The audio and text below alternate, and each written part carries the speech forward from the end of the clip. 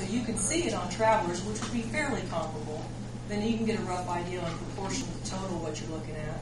It's very similar. And for the board, so for your information, workman's comp is not due tonight. It is by the end of this month, July 1st. But it's just such an issue, that's why I wanted to make sure it's in the proposal because of the issue. Last year, I had 2 carriers that refused to quote it. I also had 2 markets this year that refused to quote it due to the loss ratio. Off the top of my head, it's 1.47. The modification set on it, it's high. It's due at the end of this month. It's a. So then we can make. We're going to make a decision yet.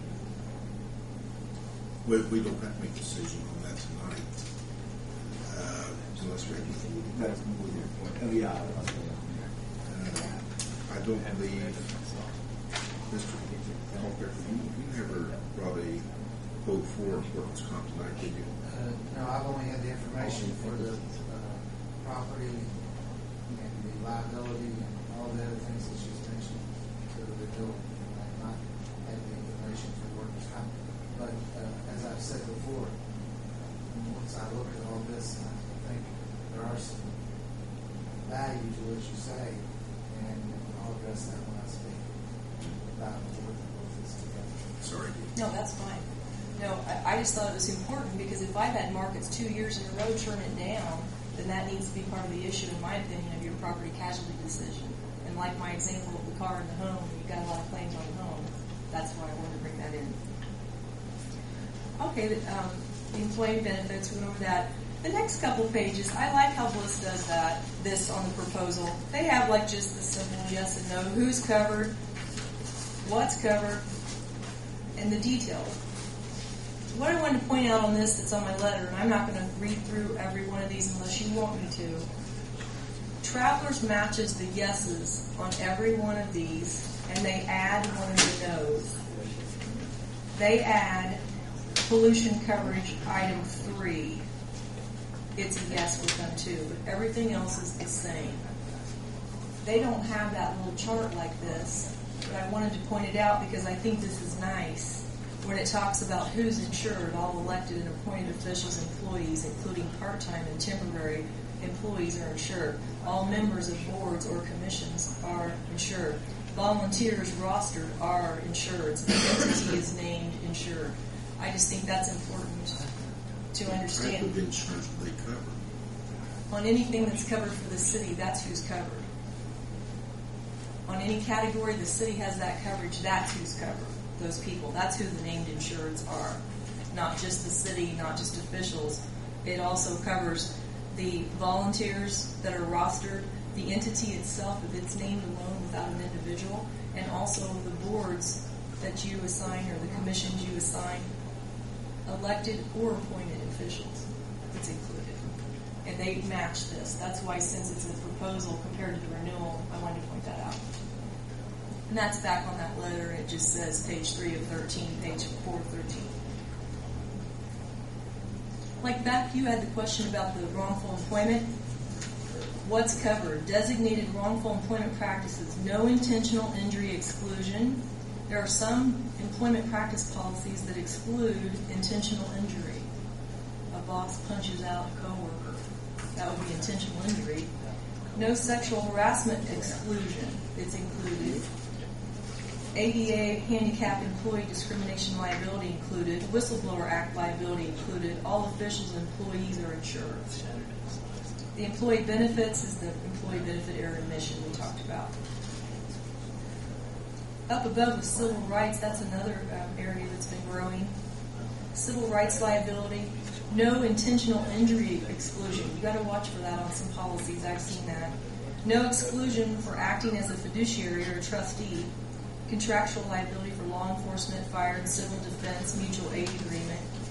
All of the proposed liability coverages apply to law enforcement operations. Contractual liability for law enforcement mutual aid agreements include bodily injury, property damage, personal injury, civil rights, etc.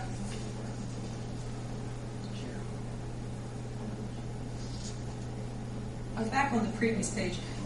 Let's just go ahead and go over these because I went over most of it. On page 3 of 13, bodily injury and property damage occurrence basis. premises operations, contractual, independent contractors, completed operations, products, assault and battery, and not limited to reasonable force. Some of them throw in the reasonable force to get out of some claims. Fire damage, legal liability. Watercraft, which you have.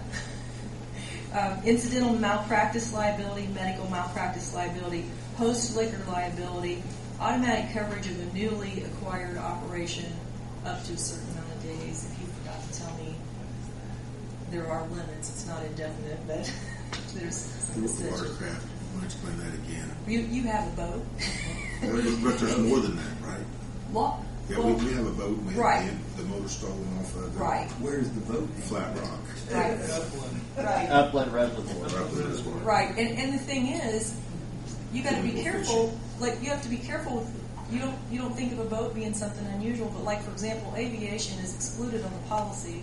So you want your boat listed, and there's different things that you might accidentally think, well, it's not worth that much, it's no big deal, but it could be if it's a little picky little exclusion somewhere. So that's included in it, just to mention that. Pollution. So go fishing. When did we purchase the boat? It's in better shape now because it now has a new motor. They use that at the reservoir. It's for treatment. They use it because sometimes they have to treat the reservoir. In order to treat the reservoir, they have to put chemicals throughout the reservoir. So that's why they need the boat. Plus, they also sometimes have to clean the intake structure. The best way to get to that's The pollution, you have coverage for fire scene pollution liability for fire suppression operations, above ground tank pollution liability. Pesticide and herbicide pollution was excluded in the list at night, and it's included in travelers. They both exclude the paint and spray pollution liability. Now keep in mind, when you see an exclusion, it doesn't mean you can't buy it back. So if you see something in one of these proposals, renewal or the new, that you don't like and it bothers you, it's not covered, it doesn't mean you can't buy it back for a price. There are some exclusions that can't be bought back, but there's several that can be. So, the good example is earthquake or flood. They're excluded, but you can pay and buy them back. Any questions on the yeses and the nos on here? That's why I said earlier, I really like how they do that. When you're trying to present to people, it's nice to have that black and white yes and no instead of telling you to read 4 inches worth of paperwork. So they wanted to point out the traveler's map. Oh, excuse me. Next, page 5 of 13. The automobiles currently carry $2 million bodily injury property damage. There's no uninsured, underinsured motorists, which could be added, but it's very expensive. The collision deductible and the comprehensive deductible currently are $250 and $500. It's just, we didn't get into the detail of every vehicle. If anybody ever needs it, I have a list of every vehicle and every driver and every building and the contents anytime that you want it, but they just summarized it for their proposal. The next page is the workers' comp, talking about it currently has 1 million, 1 million, 1 million limits. Now this is an area with a big bump, plus when you're talking about the traveler's proposal, because the 4 million sits on top of it, it would take it to 5 million. Why would you ever need 5 million? Well, if you look at each accident, what if unfortunately there was a fire and there were 15 employees in one building? How far would 1 million go? That's why. An individual, 1 million is a decent limit. A group, it's not. So that's an area of concern. And I said 1.47. If you look, it's 1.46. I was off, but the loss ratio is 1.46, which is pretty high. And that alone is the reason I had some of the markets decline. And that's why I've had to point that out, because that's the Achilles heel here of your coverages and the claims at this time. Page 7 of 13. This shows the big amount of the blanket, 90% coinsurance, $2,500 deductible. This was $1,000 last year. They're not offering the $1,000 just because there were some claims. Yeah. Thanks. You But guys remember well. yeah. The valuation's replacement cost value. This just goes into some bells and whistles they throw in. Fairly standard extension